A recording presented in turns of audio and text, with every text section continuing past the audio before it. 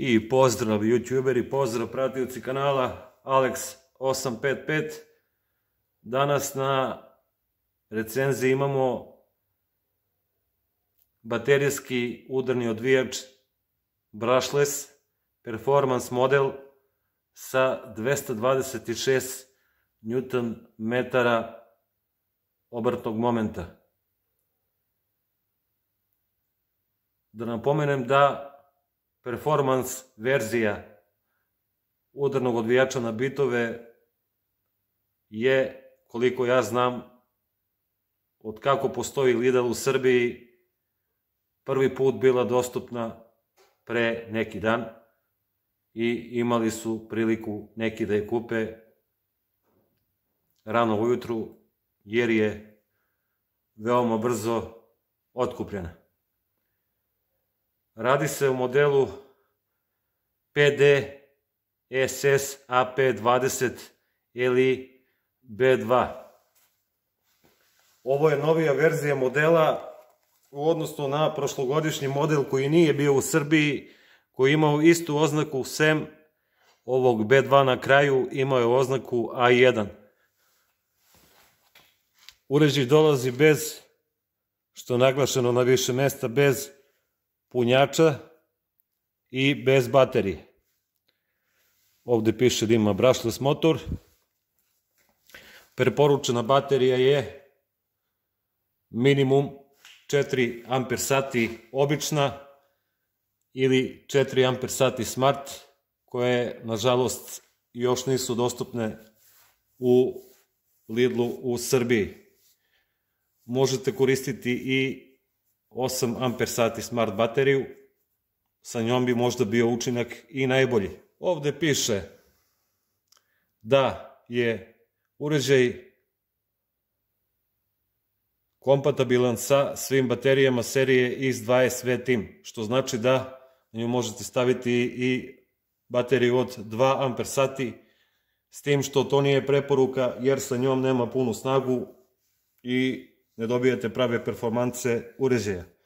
Broj udaraca je od 0 do 4300 po minuti, broj rotacije u minuti je 3600, što je dosta brzina, jer se uglavnom performans šrafilice vrte do 2000 obrtaja.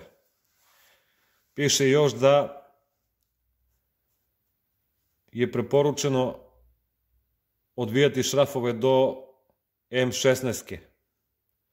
I ovde imate brzu izmenu bitova sa 1/4 prihvata ili ti bit prihvatom. Ovde imamo neka poređenja sa zelenim udarnim odvijačem na bit koji je bio do sada u Lidlu, odnosno u prodaji u Srbiji. Sa njim poređeno ima 25% veći obrtni moment. Obrtni moment kod modela PD SS A20 LI A1 zelenog na bit je 180 Nm maksimalni, dakle 25% veći obrtni moment, 10% duži vek motora pošto je brushless, i opšte je poznato da su brushless motori daleko dugovečniji i nemate problema sa zamenom četkica. I piše da ima 19% veću učinkovitost u radu, odnosno u udarcima. Skinuli smo reklamno kartonsko pakovanje i vidimo klasičan performans kofer crno-crvene boje, malo izrađen od kvalitetnije i mekše plastike nego kod zelenih alata i sa poboljšanim sistemom šarki. Ovde imate osovinice, imate prave šarke, dok kod zelenih alata ovde imate samo plastiku koja vremenom može da se odvali. Otvoramo kofer, to je solo alat, i u koferu samo ovaj mali, ali verujte veoma snažan udarni odvijač. I gore u pregradi dobijate uz to samo korisničko uputstvo koje je kod performans modela primetio sam pogotovo kod performance modela koje pravi firma Compernas u koloru. Bez obzira na boju je daleko opširnije. Pročitajte ovo korisničko uputstvo, u njemu ćete vidjeti podatak da piše da uređaj može da odvija i preko propisanih 226 Nm, ali da to nije preporučljivo i da može dovesti do oštećenja uređaja, što znači da ovaj alat može da odvije propisno stegnute točkove, ali nije namenjen za to. Ja sam probao, malo je za nijansu slabiji od udarnog na 400 Nm, ali on ima glomazni prenos i predviđen je za veće šrafove i za točkove. Ovde je propisana baterija najmanje 4 amper sati, klasična ili 4 amper sati smart koja je manja od ove. Možete staviti 8 ampera smart koja je otprilike ove veličine, možda za koji milimetar veće. Sa 2 ampera nemate tu snagu, nemate taj obratni moment. Dakle, isključivo 4 ampera obična pa na gore. Da vidimo, evo kofer staje ovde sa baterijom od 4 ampera. Ovde imate mesto za još jednu i imate mesta za punjač. Imate sa strane mesta gde možete staviti neki pribor, neke bitove i tako dalje. Ovo se sve lagano zatvara i u odnosu na malo pre sada pakovanje dosta teže. Kada smo kod težine, hajde sklonimo ovo. Masa je 1020 grama. Sa baterijom od 4 ampera masa je bez malo 1,8 kg, 1755 grama. Sa baterijom od 8 ampera koja je otprilike iste veličine kao ova, ona je teža možda za 400 grama, onda bi uređaj trebao sa njom biti malo iznad 2 kg, što u principu za udarni odbijač takve snage uopšte nije mnogo.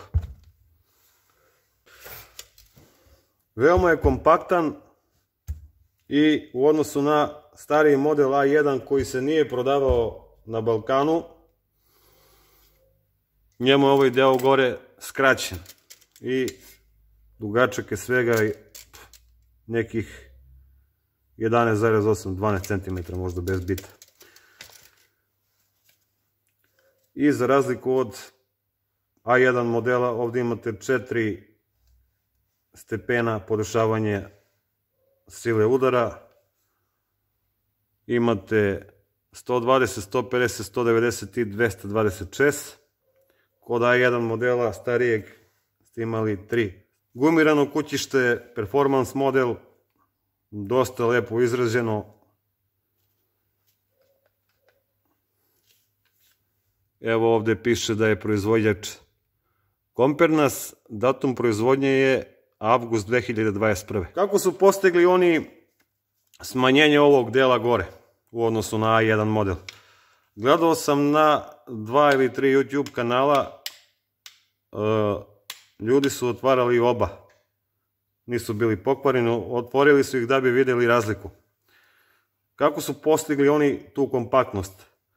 Smanjenjem motora koji je širok svega možda 2,5 cm, prenos je identičan, znači onaj sivi deo koji je duži ovde, on je zavučen ispod ove plastike negdje do ovamo, a motor je širok možda 2,5 cm.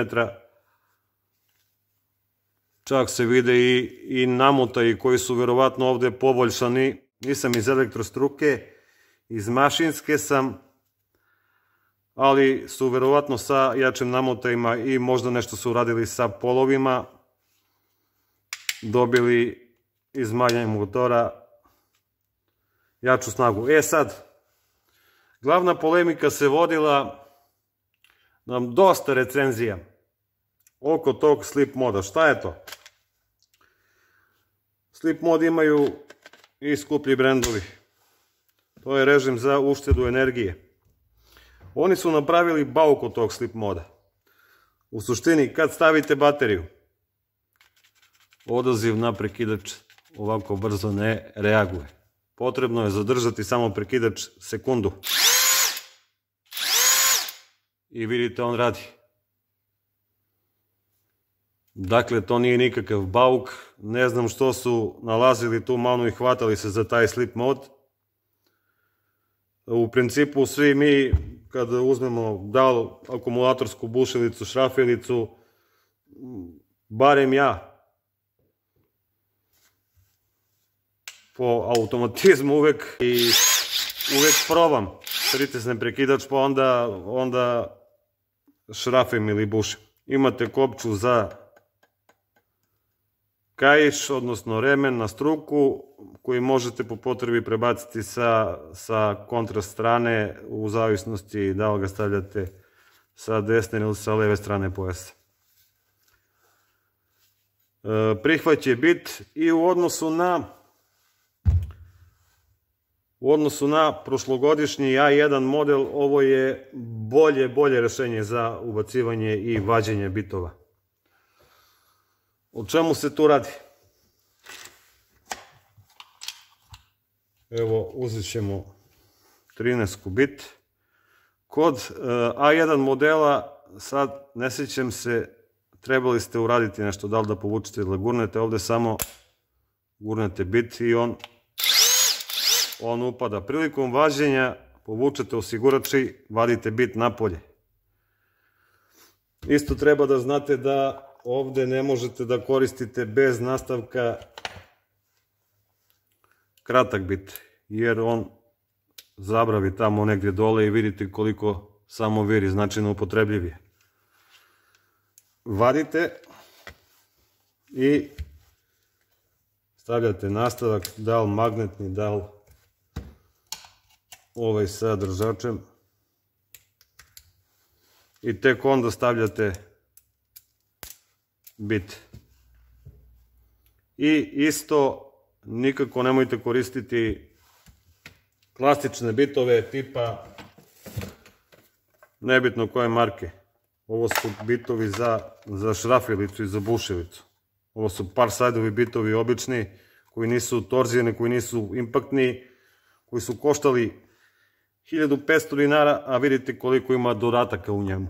Dok su impaktni bitovi koje sam ja onako kupio i kad nisam imao udarni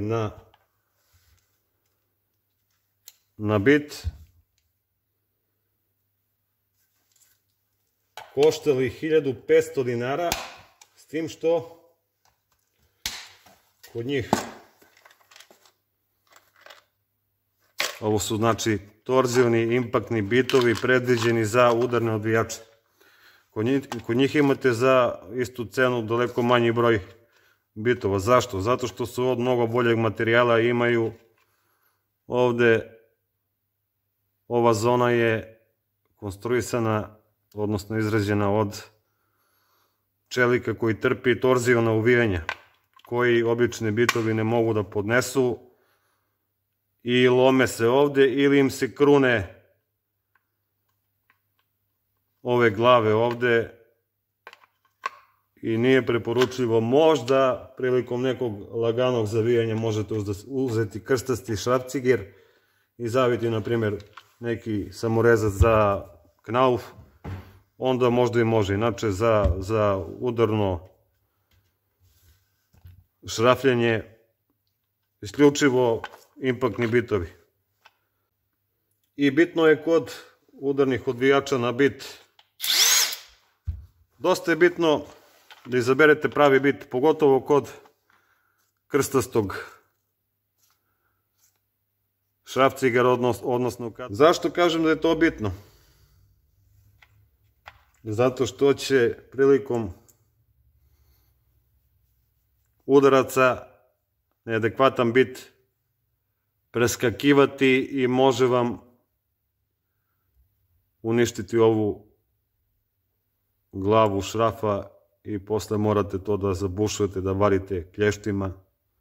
Znači, obavezno pre upotrebe krstastog šrafcigera proverite na leganje. Znači, to mora da stoji u ovom položaju, da se ne miče. To je mnogo bitno. Šta je još bitno? Kada koristite gedore, preporuka je koristiti kovane gedore od hrom molibden čelika koje oznaku imaju na sebi CR-MO. To su takozvane kovane gedore ili ti gedore za udarne odvijače. Nebitno što je on 226 Nm, one se koriste i za njega i za udarni odvijač od 400 Nm, onaj zeleni, i za onaj i od 1360, isto brushless performance. Morate koristiti kovane gedore jer najbolje nalegaju na šraf, na glavu šrafa i neće doći do situacije da vam običan cevasti ključ pojede glavu šrafa, odnosno da oblajzne. Kod CR-MO gedora to se neće desiti. Šta je još potrebno da biste stavili duboku gedoru ili bilo kakvu gedoru? Vidite da je prihvat 6,3 mm, odnosno šestugoni bit prihvat, 1/4 cola. Mogli su to da stave u pakovanje, ali nisu. To je adapter sa pola cola na bit prihvat.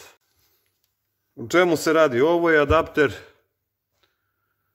sa bita na 12 mm, odnosno na klasične gedore. I gledajte da kupite i kovane gedore jer one imaju bolje performanse, bolje naležu na glavu šrafa i ovdje imate manje pomeranje i bolji prenos snage.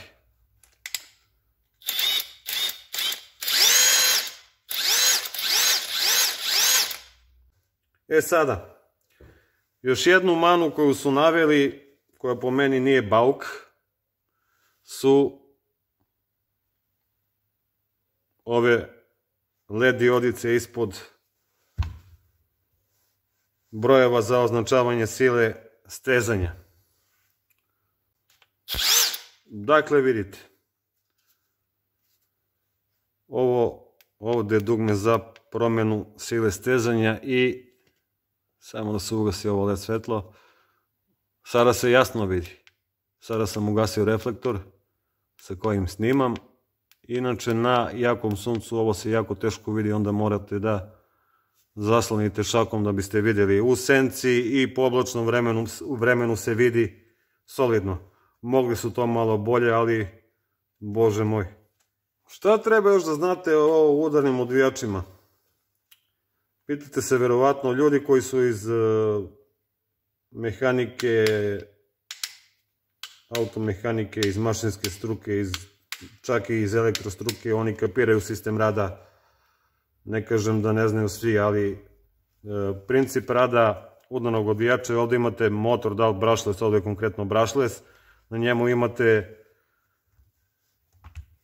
imate osovinu koja se zatim produžava u planetarna trizupčanika i iz njega ide ovdje udarni mehanizam i imate oprugu i čim osjeti otpor ta opruga popušta i vraća se i udara čekić i to su ta lupanja koja se čuju. Dakle, za razliku od bušilice, ovde se obrtni moment dobija tako što se lupanjem po šrafu, normalno sa kvalitetnim gedorom imate mnogo bolje odvijanje, zato to i kažem i malo pre sam naveo. Princip rada je kao kad vam oblazne šraf pa morate da ga udarate sekačem. To je to. Nije to obrtni moment kao kod bušilice da on preko prenosa ovde stvara stvarni obrtni moment. Ne. Ovde se brzina od motora ide preko prenosa, preko čekića ovde. Šta se dešava? Preskače udara i to vam je kao da udarate šraf čekićem, on ga otpusti i kad ga otpusti posle se ne čuje to čekićenje, nego čujete klasičan zvuk kao kod bušilice. A sada ćemo vršiti neka udarna šrafljenja u gredu, građevinsku gredu. Probat ćemo i bušenje sa samorezućim vikom 8 mm za ključ. Naravno, sve to radim sa priborom, odnosno alatom za udarne odvijače. I uradit ću brzinski na točku automobila poređenje sa udarnim odvijačem na 400 Nm koji je koštao 8000 dinara u kompletu sa baterijom od 4 ampera, punjačem i 4 gedore. Meni se ipak čini da, možda nisam u pravu, da on ima iznad 226 Nm. To je dokazao i poznati youtuber sa kanala For Work and Fun, koji je odvio sa baterijom od 8 ampera vijak stegnut na 310 Nm. Neki kažu da zeleni od 400 ima pravih 340-350, znači razlika nije velika. Sad napomena. Ovo nije alat za skidanje točkova, možete ga koristiti za zavijanje samorezaca u gredu, za nameštanje PVC stolarije, u mehanici, u autolimariji se koristi za popuštanje šrafova M6, M8, M10, to su šrafovi za skidanje krila, na primjer Torex i 30-ke, 10-ke, ključ sa M6 navojem. Dakle, sve osim trapa. Nemojte skidati sa njim amortizere, viljuške i tako dalje, sanke ispod motora, nije on za to. Ipak je, iako je po meni za možda 20% jači zeleni, onaj na 400 Nm, dominantniji u tom polju i sigurniji je, neće doći do oštećenja tako lako. Dok je ovaj na bit po meni dominantniji u silama do 200-250 Nm, ovaj zeleni nema šta da traži pored njega. Za veće šrafove, zarađele šrafove, nemojte koristiti njega, jer je, rekao sam na početku klipa, i u specifikaciji u napomeni navedeno da se, iako može odvijati i vike na točkovima i vike možda na trapu, može doći do oštećenja unutrašnjeg mehanizma, prvenstveno brijanja nuteva, osovine iz motora prema planetarcima, pucanja samih planetarnih zupčanika. U najgorem slučaju može izgoreti brushless motor koji je uništiv. Nemojte da mislite da je neuništiv. Ako hoćete da vam ovaj uređaj potraje, koristite ga propisno za jače vike, rekao sam. Ako želite hardcore odvijanje, kupite onaj kamionski od 1360 Nm. A sada uživajte u kadrovima.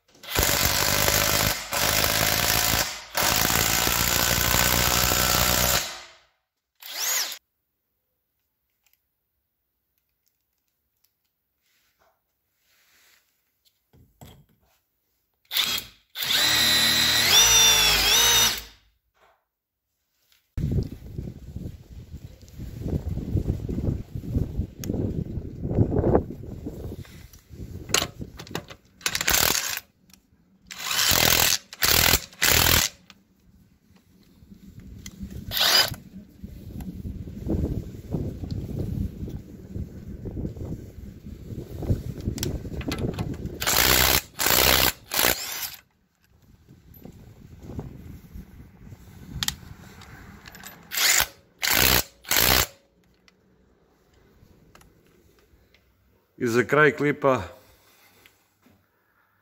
sumiranje rezultata. Od mene samo preporuka. Naravno, koristite uređaj u skladu sa uputstvom, ne forsirajte ga previše i trajaće vam i služiti baš dugo. Do neke naredne recenzije i do nekog novog klipa mi se vidimo i pozdrav!